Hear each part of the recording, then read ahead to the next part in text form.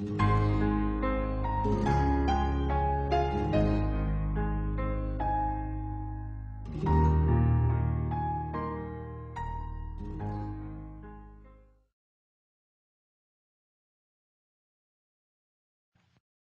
of you during the coffee break, either yesterday or today as we were talking, raised the question of, that is generically raised on the issue of God and the problem of evil, God and the problem of pain.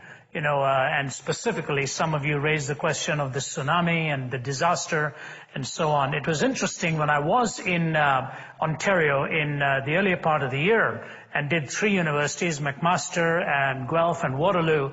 In all of those universities, this question came up. From here, I went on elsewhere and then went to Penn State. That also had a large turnout of about 2,500 faculty and students.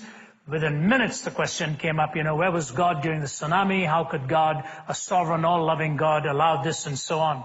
And I framed my response in the following way, because I think, listen to me carefully now, it defangs the question. It takes the fang out of the question.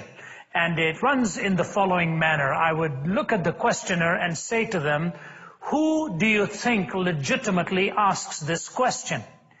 It is not being asked by the scientific naturalist, because the scientific naturalist has a problem with what happened during the tsunami, seaquake and so on. It is this, that the animals actually did better than the human beings in that disaster.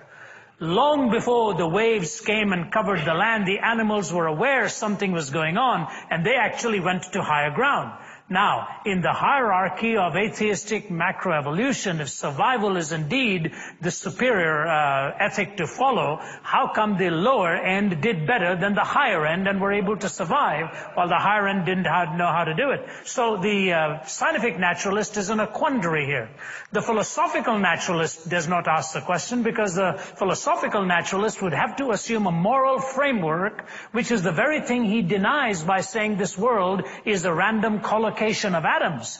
The philosophical naturalist, in assuming a moral point of reference, ends up in a self-defeating proposition, because in a naturalistic framework, there is no moral point of reference. It is only in a theistic framework that you can talk of moral reference and moral law and moral issues and evil issues and so on. So the philosophical naturalist does not raise the question, because he's raising a moral question in an amoral universe. So it becomes self-defeating for him. The Hindu and the Buddhist are not raising the question, because for them it's karma.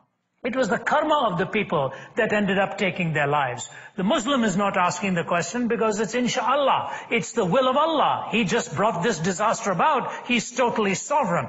So the scientific naturalist doesn't raise it, or the philosophical naturalist may not raise it. If the Hindu and the Buddhist does not raise it, and the Muslim does not raise it, who's raising it? Only one who assumes the Judeo-Christian framework.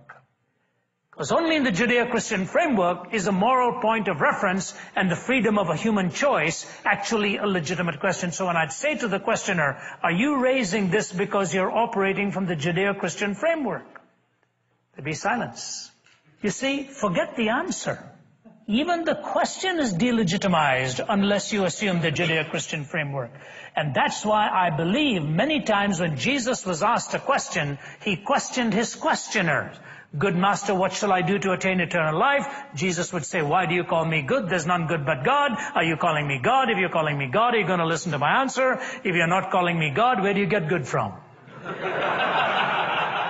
That is precisely the reason Jesus questioned his questioners, because it forced the questioner to open up within their own assumptions, and it determined the entry point of the discussion. And as these young men were talking about questioning people with trying to be a success, trying to attain leadership roles, sometimes an awful lot of witness for the gospel is done not merely in answering questions, but in questioning the questioner.